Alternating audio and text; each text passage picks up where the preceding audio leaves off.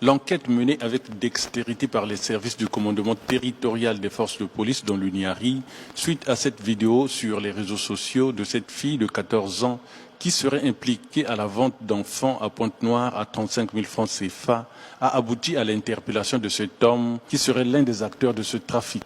L'arrestation de cette mineure le 6 janvier 2025 a orienté le lendemain les services de police auprès de ce majeur qui aurait l'habitude de recevoir les enfants que cette dernière emmenait vers eux moyennant cette somme d'argent. Puisqu'il s'agit d'une mineure et d'un majeur, la procédure judiciaire n'est pas la même. La mineure a été orientée auprès du juge des enfants pour une instruction et le majeur a été orienté auprès d'un juge d'instruction pour que ceux-ci se mettent à investiguer là-dessus parce qu'il s'agirait certainement d'un vaste réseau que ces derniers doivent certainement démanteler afin que tout ce monde-là soit traduit devant les juridictions compétentes afin qu'ils répondent des faits pour lesquels ils seront poursuivis.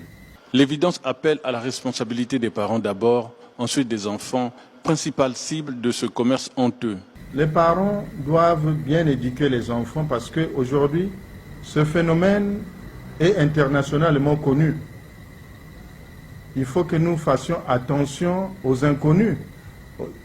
Pour notre cas, aujourd'hui, là, que nous sommes en train d'instruire à notre tribunal, il s'agit d'un cas d'enfant. Vous voyez qu'un enfant mineur se permet de faire ce genre de trafic, ben, c'est quand même déplorable. Certainement que l'éducation a pris aussi un coup de la part des parents. Donc les parents doivent veiller, de la même manière qu'ils doivent veiller pour que les enfants se comportent bien, pour éviter qu'ils tombent dans les mains de certains autres mineurs, pourquoi pas aussi des majeurs, qui se livrent dans ce genre de trafic.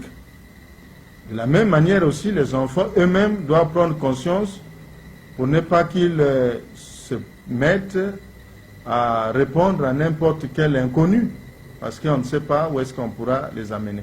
Cette mineure serait à son 3e forfait. Cette audition permettra de démanteler ce réseau de malfaiteurs qui trouble la quiétude des populations. Mais puisque Pointe-Noire est leur destination, cette enquête ne devrait pas s'arrêter à Dolisie.